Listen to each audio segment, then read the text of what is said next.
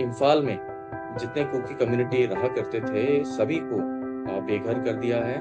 और वो उस समय जब इंसिडेंट हुआ था, आप देखेंगे कि कोई भी प्रिपेयर्ड नहीं था। मतलब किसी ने सोचा भी नहीं था अपने जिंदगी में कि जिसके साथ हम सालों साल तक रहे हैं, पड़ोसी के साथ मिल बांट के प्यार से रहे हैं, वो अचानक आपके एक दुश्मन बन जाएंगे। तो ये स्टेट का जो रोल था वो totally they failed to protect the citizens. जी। उसके बाद जो अमित शाह जी आए, हम्म। जब एक महीने के बाद आए लेकिन फिर भी आए, हमें आशा थी कि सेंट्रल गवर्नमेंट आएगी तो कुछ ना कुछ ये वायलेंस रुकेगा।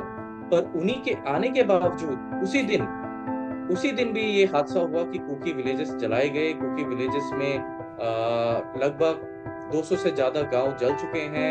देखिए, ये जो मणिपुर की जो हादसाएं और जो वायलेंस हो रही है, जी। ये पिछले 3 मई से, पिछले महीने से ये चलती जा रही है, जैसे आपने बताया। हम्म। तो ये वजह क्या है और किस लिए है? मैं जिस तरह मेरी अंडरस्टैंडिंग है, ये एक लैंड इशू है।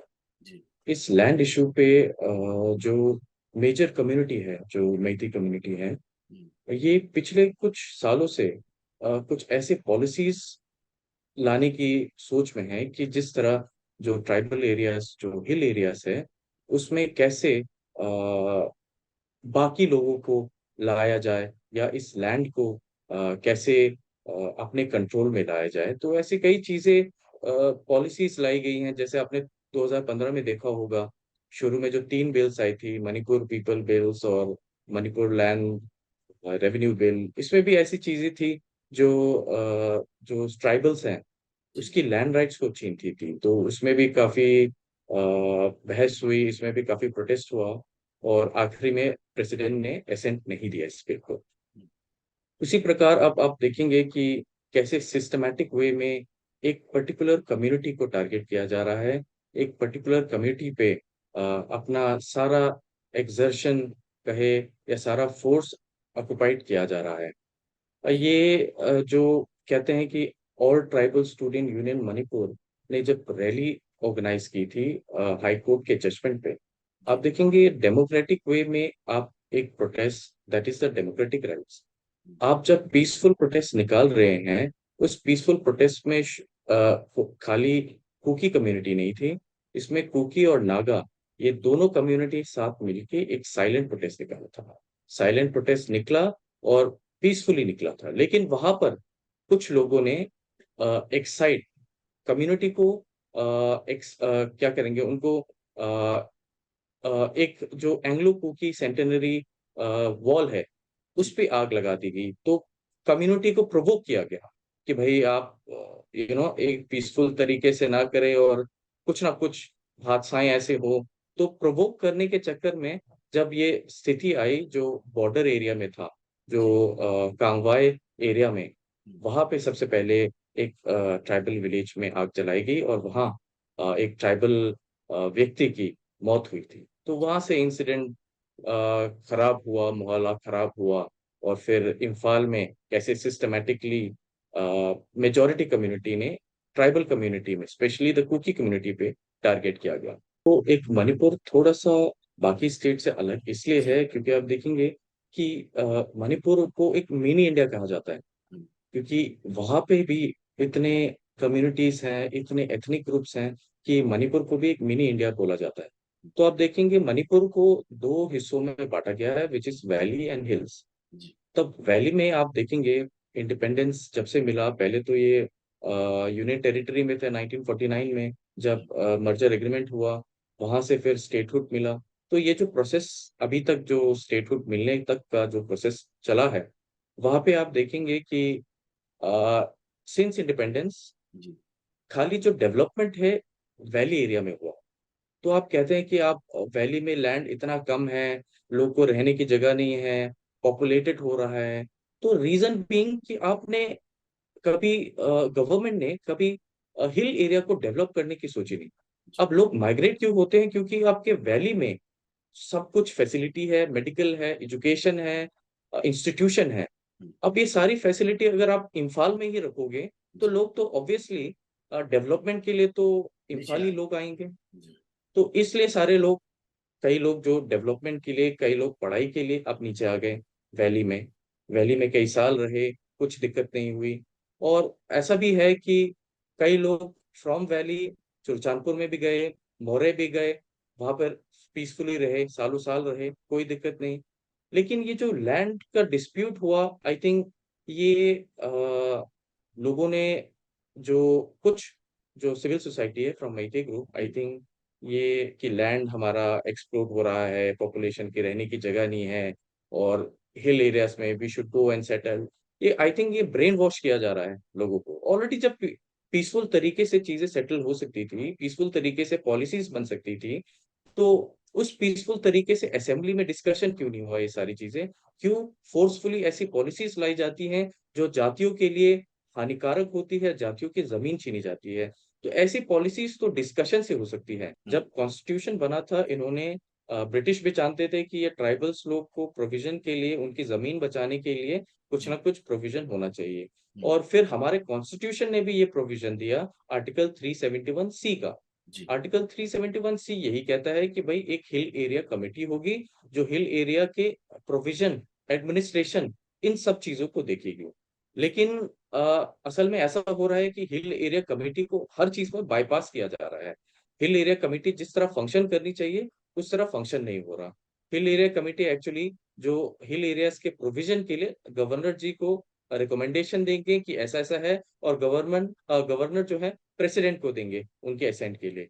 बट सारी चीजें जो प्रोविजन में कॉन्स्टिट्यूशन में है, उसको फॉलो ना करके ये सारी चीजें बाईपास हो रही हैं। और आप जी, देखेंगे असेंबली सीट में भी 60 और 20, 60 असेंबली में से 40 और 20 का रेशो है। और 40 और 20 में से 20 खाली 10 एमएलए कुकी के हैं, 10 नागा के हैं।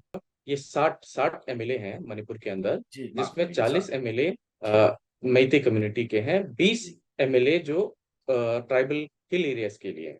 जी, अब इनका रेशो आप देखेंगे, तभी लोगों में डीलिमिटेशन की बात कब आई? हुँ, डीलिमिटेशन की बात इसलिए आई, आप देखेंगे इम्फाल में लेट्स से 50% ऑफ द जो ज्योग्राफी एरिया है, हुँ, उससे कम, और उससे कम पॉपुलेशन में आपके एक एमएलए है। उसी तरह आप हिल में जाएँगे, उसका double the geographical area, double the population, जी, उसमें आपके खाली 1 एमएलए है। तो इसमें भी कई बातें उठी कि भाई डिलिमिटेशन होना चाहिए, पॉपुलेशन के हिसाब से है तो पॉपुलेशन और ज्योग्राफिकल एरिया के हिसाब से जी, एमएलएस भी वैसा होना चाहिए, ये डिमांड थी। हुँ, तो पॉपुलेशन के रेशियो में आप देखेंगे तो मैते कम्युनिटी मेजॉरिटी है, उनकी population 54% of the total population के लगभग होगी, हुँ, और बाकी जो है वो ट्राइबल्स और मुस्लिम्स, इन सब की पॉपुलेशन के वो होगी। हुँ, तो मेजॉरिटी तो वही है, हुँ, मैती कम्युनिटी। देखिए डिस्प्लेस तो कुकी समुदाय के ज्यादा लोग हुए हैं। आप देखेंगे कि इम्फाल में जितने कुकी कम्युनिटी रहा करते थे, सभी को बेघर कर दिया है। और वो उस समय जब इंसिडेंट हुआ था, आप देखेंगे कि कोई भी प्रिपेयर्ड नहीं था। मतलब किसी ने सोचा भी नहीं था अपने जिंदगी में कि जिसके साथ हम सालों साल तक रहे हैं, हाँ, पड़ोसी के साथ मिल बांट के प्यार से रहे हैं, वो अचानक आपके एक दुश्मन बन जाएंगे। तो ये जो जिस तरह ग्राउंड में मैतेई लिपुन अरंगबाई तेंगुल का नाम आ रहा है, आई थिंक ये दो संस्थाएं ऐसी हैं जिन्होंने बहुत अच्छी तरह से अपने कम्युनिटी को ब्रेन वॉश किया है कि भाई मैतेई का कल्चर, मैतेई का नेशनलिज्म होना चाहिए, मणिपुर खाली मैतेई का है। तो ये नेशनलिज्म, ये जो मैतेई नेशनलिस्ट करके जो इन्होंने ब्रेन वॉश किया है, I think somehow they were successful. तभी जाके इतनी समुदाय कुकी कम्युनिटी के लगभग जो 25,000 से 30,000 के लोग थे, वो खाली इम्फाल से डिस्प्लेस हुए। और जहां जहां जा सके, चाहे इम्फाल, दिल्ली हो, गुवाहाटी हो, या आपका मिजोरम हो, वहां सारे डिस्पर्स हुए हैं, और बाकी हिल्स में भी गए हैं। जिनके पास पैसा था या थोड़ा बहुत पैसा सेविंग था, वो तो इम्फाल से लेके कहीं और चले गए। बाकी लोग तो अपने गांव वापस ये चुरचानपुर या कांपोपी एरिया गए हैं। देखिए पहले तो मैं कहूंगा कि स्टेट का जो बहुत लॉ एंड ऑर्डर है, स्टेट सब्जेक्ट है। जी, जब लॉ एंड ऑर्डर स्टेट का सब्जेक्ट है, तो ये असफलता, और मैं कहूंगा कि चीफ मिनिस्टर जो एन बीरेन सिंह है, इनकी लापरवाही है, असफलता है, और एक ब्लाइंड आई दे दिया है ऐसे ऑर्गेनाइजेशन को, फ्री हैंड दे दिया है कि वायलेंस हो सके। आप जी, देखेंगे 4,000 5,000 की तनख्वाह में वेपन्स लूटे जाना ये मजाक नहीं है। इतनी वेपन्स अगर किसी के हाथ में, नॉर्मल लोगों के हाथ में आती है, आतंक तो गारंटीड है। तो ये स्टेट का जो रोल था, वो totally they failed to protect the citizens. जी। उसके बाद जो अमित शाह जी आए, हुँ, जब 1 महीने के बाद आए, लेकिन फिर भी आए। हमें आशा थी कि सेंट्रल गवर्नमेंट आएगी तो कुछ ना कुछ ये वायलेंस रुकेगा। पर उन्हीं के आने के बावजूद जी, उसी दिन भी ये हादसा हुआ कि कुकी विलेजेस जलाए गए। कुकी विलेजेस में लगभग 200 से ज्यादा गांव जल चुके हैं। 4,500 के ऊपर घरों को जला दिया गया है। तो उसके बाद फिर भी मामला टला नहीं। उसके बाद फिर ये पीस कमेटी है। आप देखेंगे पीस कमेटी के नाम पे भी इतना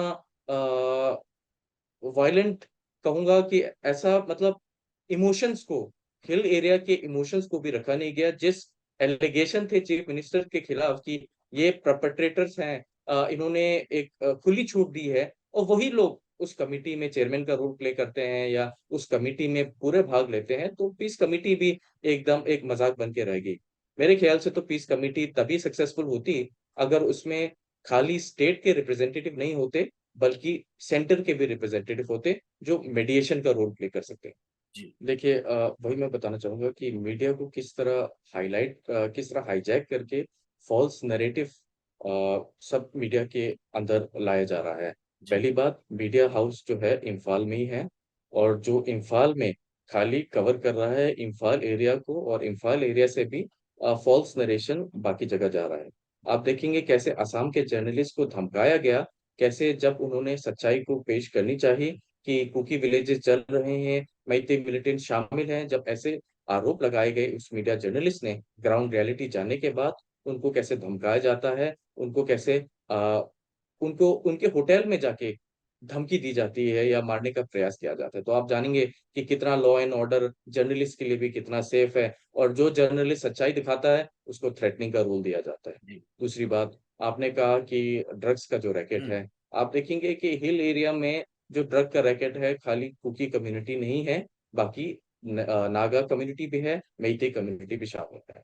हुँ, ये जो ड्रग की कल्टीवेशन जो होती है, आप देखेंगे ये पोर विलेजर्स है जो करते हैं। वो पोर विलेजर्स हैं, और जिनको सप्लाई फ्रॉम कहाँ से, इनकी सीड्स कहाँ से आती है, ये जो बिल्कुल। बड़ा रैकेट है, कौन जी, प्ले करता है। इनकी सीड, ओपियम की सीड विलेजर्स के पास अचानक बारिश होके तो आएगी नहीं। तो बिल्कुल। कहीं ना कहीं इनका सप्लाई कहाँ से आ रहा है। आप देखेंगे एक रिपोर्ट निकाली थी जो मणिपुर पुलिस की जो सर्विस में थी, मिस ब्रिंडा, जी, जिसने अपना मेडल जो था वो भी गवर्नमेंट को वापस दे दिया। क्योंकि इनका जो केस इन्होंने जो इन्वेस्टिगेट किया ड्रग रैकेट पे, कितने पॉलिटिशियन शामिल थे, कितने पॉलिटिशियन का हाथ था, ये इन्होंने अपने रिपोर्ट में सब स्पष्ट कर रखा है। तो एक कम्युनिटी को कहना कि ये नार्को टेररिस्ट हैं, ड्रग फाइनेंसिंग करते पेडलर्स हैं, हैं, ये बिल्कुल। टोटली बेसलेस है। तो क्योंकि ड्रग की जो आप देखेंगे कुकी कम्युनिटी के चर्च लीडर, सिविल सोसाइटी, इन्होंने अपने लेटर हेड में भी हर एक गांव को बोल रखा है कि इस गांव में ऐसी चीजें नहीं होगी, और ऐसी चीजें अगर पकड़ी गई तो उन पे स्ट्रिक्ट एक्शन लिया जाएगा। ये सबके लेटर हेड में है, सिविल सोसाइटी ऑर्गेनाइजेशन और चर्च के। तो जी, ये कहना कि चर्च कुकी कम्युनिटी अपने समुदाय को रक्षक दे रही है, ये टोटली बेसलेस है। दूसरी बात कि आप देखेंगे म्यांमार का जो बॉर्डर है, बहुत पोरस बॉर्डर है, आना जाना हो सकता है। जी, लेकिन जिस संख्या में ये कहते हैं कि उस संख्या में आ रहे हैं लोग, और डेमोग्राफिक पूरा डिस्ट्रॉय कर रहे हैं कि भाई हमारे पॉपुलेशन जो हम मेजोरिटी में है वो माइनॉरिटी में आ रहे हैं, ये तो आई थिंक इट्स बेसलेस। जो म्यांमार से लोग आए हैं, जो डिक्टेटरशिप मिलिट्री जनता ने अ, अपने लोगों पे किया है, तो वहां पर यस, लोग कुछ आए हैं जो थोड़ा ग्रह दिया है। मणिपुर के अंदर भी, मिजोरम में भी लोगों ने अपना ग्रह दिया है, मणिपुर में भी दिया है, लेकिन उनकी जनसंख्या इतनी नहीं है जितनी मैतेई की जो कम्युनिटी है वो पोर्ट्रे करती है। वो उतनी जनसंख्याएं है, 1,000 तक की जनसंख्याएं हो सकती है, जहां पर उनको शरण दिया गया है। देखिए, बॉर्डर में बीएसएफ है, बॉर्डर में आर्मी है। आर्मी भी है, अगर बताइए। जी, स्टेट की एलिगेशन ऐसी है, स्टेट के पास तो पूरी मशीनरी है सब चीजों को बंद करने की, तो वहां पे एलिगेशन लगाने से अच्छा अगर स्टेट खुद रोल प्ले करती कि भाई जो कल्टीवेशन हो रहे हैं उन्होंने काम भी किए, ठीक है, पूरी कम्युनिटी ने सपोर्ट भी किए, डिस्ट्रॉय किए जितने भी पैडी फील्ड थे, जो ओपियम उग रहे थे, उन सबको डिस्ट्रॉय किया, क्योंकि सिविल सोसाइटी ने मदद भी की। अब वहाँ आप मदद करने के बावजूद कुछ कम्युनिटी को दिखाने के लिए कि भाई मैं खाली इस समुदाय के लिए हूँ, तो ये तो आपने आई थिंक बहुत गलत डिसीजन लिया। और आई थिंक मीडिया का भी बहुत बड़ा रोल है कि instead of showing the truth, अगर आप एक कम्युनिटी का खाली वर्जन लेंगे तो ये तो समाज में इनइक्वालिटी का तो रोल ऑलरेडी इन्होंने प्ले कर ही दिया है। क्या मैती समुदाय की, हाँ, मैती समुदाय का जो एसटी की मांग थी, इसी में भी ये बात आई गई कि जब मैती समुदाय में एससी है, ओबीसी है, ईडब्ल्यूएस है, अब एसटी भी लाएंगे तो भैया आप चारों के पूरे रिजर्वेशन ही पूरे 100% आप रिजर्वेशन लेकर आ गए। किस समुदाय को आप एसटी में डालेंगे, किसको ओबीसी में डालेंगे, किसको एससी में डालेंगे। तो ये इसी चिंता नायक है कि भाई आप एसटी डिमांड जो कर रहे हैं किस बेसिस पे कर रहे हैं। तो ये पहली चीज। और मणिपुर के अंदर जो रिजर्वेशन की पॉलिसी है, इसमें 31% है एसटी के लिए। जी तो आप देखेंगे 31% और 70% में अभी भी रेशियो तो उतना ही है, which means 70% of the population are still from the Meitei community. तो वहाँ जो 30% है, जो नागास भी हैं, कुकीज भी हैं, अलग अलग डिपार्टमेंट में है। तो इससे तो ये दिखता नहीं है कि एसटी रिजर्वेशन के वजह से स्टेट में इनइक्वालिटीज आ रही है। तो आई थिंक ये रॉन्ग एलिगेशन है कि हमें भी एसटी स्टेटस चाहिए ताकि हम आगे गवर्नमेंट सर्विस में आ सके। मणिपुर स्टेट गवर्नमेंट से जो मिलना चाहिए रिलीफ मटेरियल, वो कुछ नहीं आया अभी तक। अभी जो मदद आ रही है वो बाकी स्टेट से आ रही है, नागालैंड स्टेट से आ रही है, मिजोरम स्टेट से आ रही है। तो जी हमारा जो खुद का स्टेट है मणिपुर, वो अपने लोगों के लिए अगर कुछ रिलीफ नहीं दे पा रहा, और यहाँ आप देखें 50,000 से संख्याएं जो डिस्प्लेस हैं, वो कोई छोटी संख्या नहीं है। हम्म, वहां पर औरतें हैं, वहां पर बुजुर्ग हैं, वहां बच्चे हैं, हम्म, एजुकेशन दाव पे है। और ऊपर से जो गर्भवती है, वहां 2 लोगों गर्भवती की मौत हो चुकी है। बच्चा पैदा हुआ जंगल में, अपनी माँ का दूध ना मिलने के चक्कर में वो मर गया। जी अब ऐसी ऐसी स्थिति, अब इतनी, मतलब ना दवाइयाँ हैं, ना खाने की अच्छी सुविधाएं हैं। हम्म, तो अगर आपका स्टेट गवर्नमेंट कुछ नहीं कर पा रहा तो आपकी क्या उम्मीद रहेगी। भाजपा का डबल इंजन जिसको कहा जाता है कि जी डबल इंजन होगी, हम्म, सेंटर में भी बीजेपी, स्टेट में भी बीजेपी, और तरक्की होगी। हम्म, बट यहाँ जो डबल इंजन का जो सरकार का दावा है, आई जी थिंक वो बहुत ज्यादा फेल हो चुका है।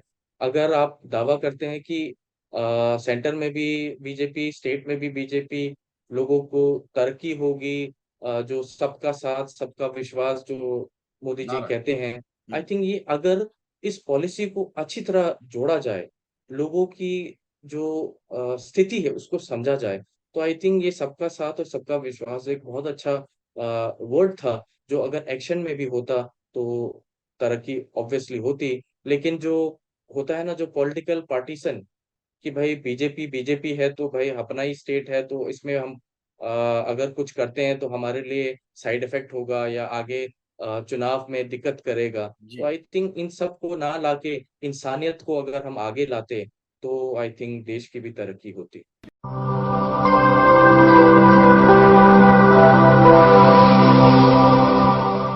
जन ज्वार जनता की मीडिया।